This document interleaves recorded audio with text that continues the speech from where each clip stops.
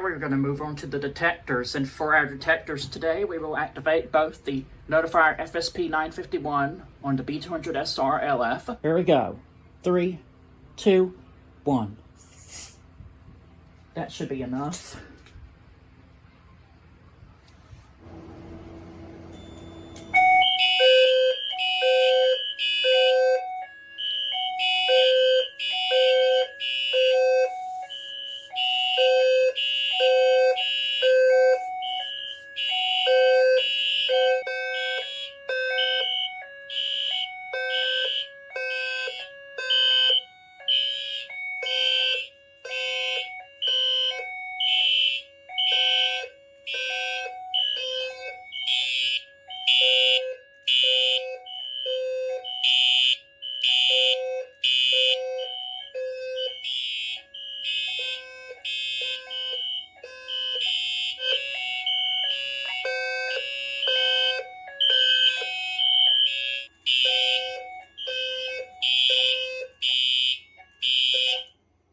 Okay, now we will re-alarm again by activating the heat detector on the B200SR sounder base with a hairdryer.